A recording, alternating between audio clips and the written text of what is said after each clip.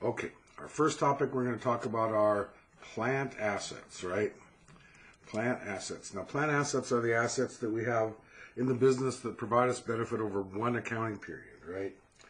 And we have to do some special accounting treatment with them. The three criteria that make it a plant asset, one is tangible, right? Which means it's a touchable physical thing. The second criteria that we have that makes something a plant asset is that it is used in the operation of the business.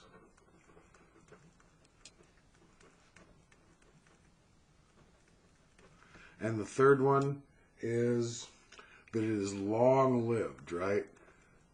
Or it benefits many accounting periods, right?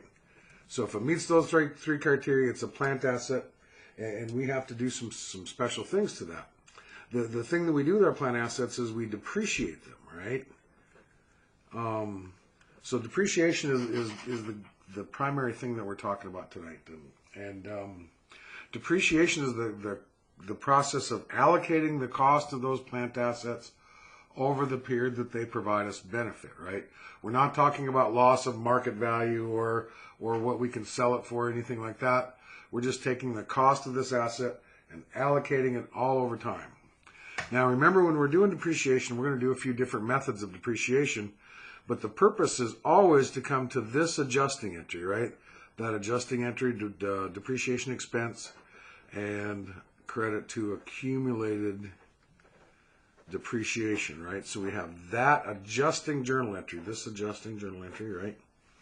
So as we go through this process and we learn how to do depreciation and allocate these costs over their useful life, the numbers that we're getting are going to be part of this particular journal entry, right?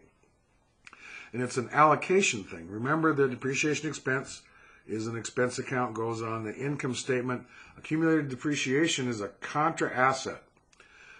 Goes on the balance sheet, and the bigger this account gets, the bigger that account gets, the smaller our value in this asset becomes. These two, okay, the depreciation is an allocation thing, right? So we have this thing that's an asset to us. As we use it up, we have to mark that we've used it up. So we transfer that asset to an expense account, right? So that's the purpose that those things serve in our process. To calculate depreciation for any method, there are three factors, three things we have to know. That is, what did this asset cost us? What is its salvage value or residual value?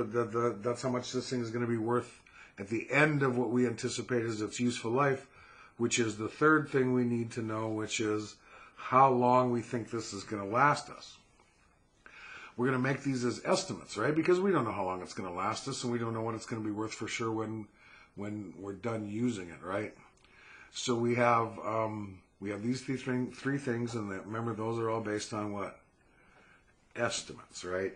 Purpose is to allocate this cost over time. Now, couple other things that we need to take a peek at before we carry on. A term I want to introduce you to is book value, right?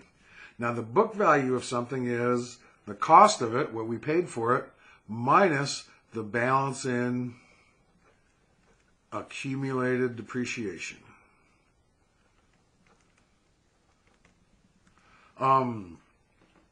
Book value is cost minus the depreciation. So cost is what we paid for it. Accumulated depreciation is how much of it we have used up, right? So what we paid for it minus what we've used up gives us the book value, or the value on the books, right? So we have to remember that term. That's important to us. The other thing that we're going to look at real quick is the depreciable cost, right? And that's how much of this thing we're going to depreciate over its useful life.